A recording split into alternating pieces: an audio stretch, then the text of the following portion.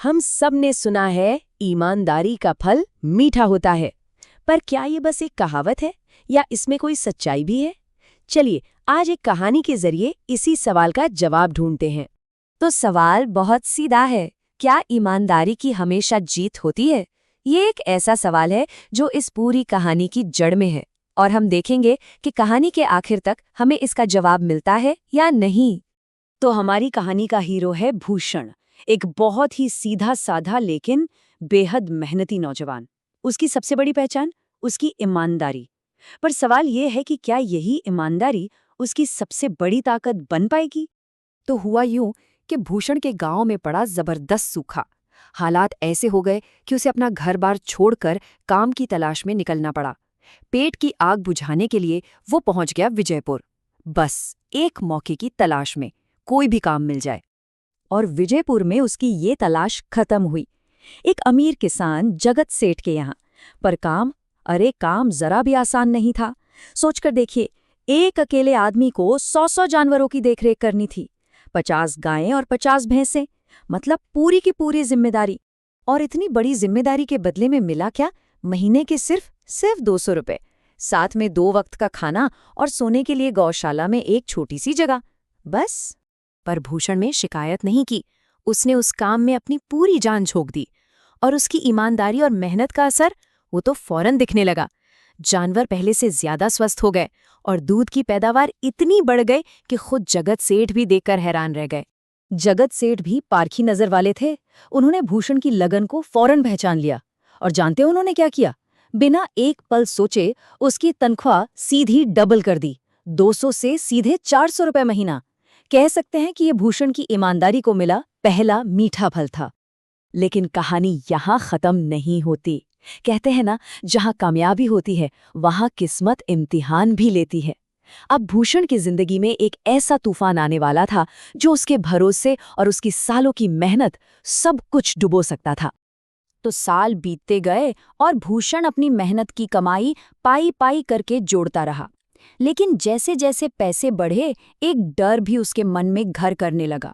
गांव में चोरियां बढ़ रही थीं और उसे अपनी जिंदगी भर की जमा पूंजी की चिंता सताने लगी। अब इस परेशानी में वो और किसके पास जाता? वो गया अपने मालिक जगत सेठ के पास, जिन पर वो आंख बंद करके भरोसा करता था। सेठ ने भी बड़े अच्छे मन से सलाह दी। बोले, अरे भूषण, चिंता क्यों करते हो? अपने गांव के जमींदार बहुत भले और ईमानदार आदमी हैं। तुम अपने पैसे उनके पास रखवा दो, एकदम महफूज रहेंगे। मालिक की बात पर तो भरोसा करना ही था। भूषण ने अपने खून पसीने की कमाई पूरे 5,800 रुपए ले जाकर जमींदार को सौंप दिए। ये सिर्फ पैसे नहीं थे, ये उसकी सालों की मेहनत का फल था। 2 साल और बीत गए। अब भूषण ने एक सपना देखना शुरू किया, अपनी खुद की जमीन खरीदने का, अपना खुद का काम शुरू करने का। अब वो नौकर नहीं, अपना मालिक बनना चाहता था। और इसी सपने को सच करने के लिए वो अपनी अमानत वापस लेने जमींदार के पास पहुंचा। लेकिन वहां जो हुआ, उसे सुनकर तो पैरों तले जमीन खिसक जाए। जमींदार ने उसे पहचानने से ही साफ इनकार कर दिया। बोला, कौन हो तुम? कैसे पैसे?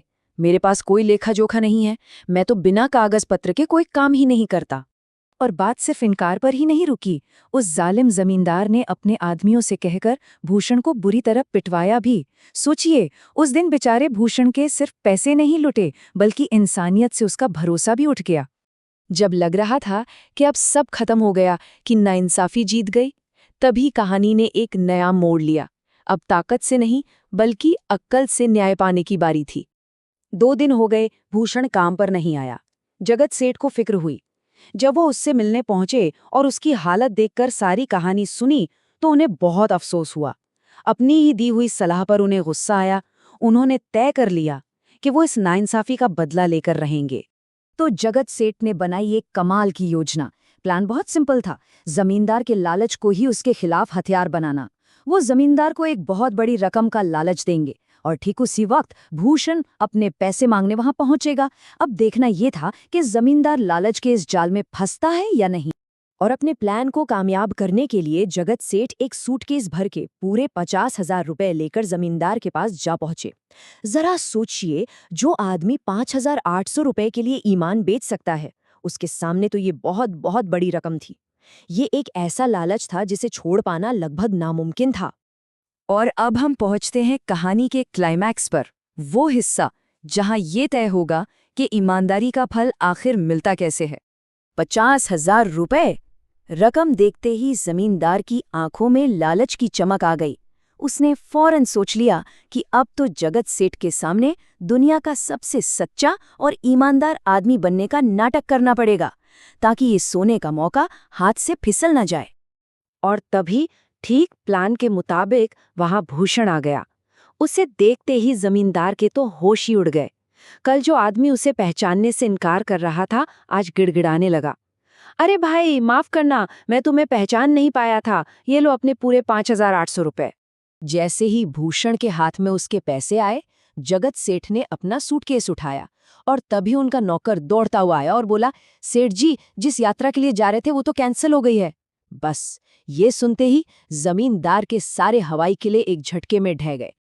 और बस यहीं पर लालच का खेल खत्म हो गया। जमींदार के हाथ से न सिर्फ 50,000 रुपए का मौका गया, बल्कि उससे भूषण के 5,800 रुपए भी लौटाने पड़ गए। मतलब उसकी बेईमानी उसी को ले डूबी। और दूसरी तरफ भूषण, उसे न सिर्फ अपनी मेहनत की कमाई वापस मिली, बल्कि इंसाफ भी मिला। तो वापस आते हैं हमारे पहले सवाल पर, क्या ईमानदारी हमेशा जीतती है? देखिए, शायद हमेशा नहीं, और शायद इतनी आसानी से भी नहीं। पर यह कहानी हमें एक बात जरूर सिखाती है कि ईमानदारी अपने साथ एक ऐसी ताकत लाती है जो बुरे से बुरे वक्त में भी सही लोगों को आपकी मदद के लिए खड़ा कर देती है। आखिर में बेईमानी की कमाई ज्यादा दिन नहीं टिकती, लेकिन ईमानदारी से कमाया गया भरोसा और इज्जत, वो हमेशा साथ रहते हैं।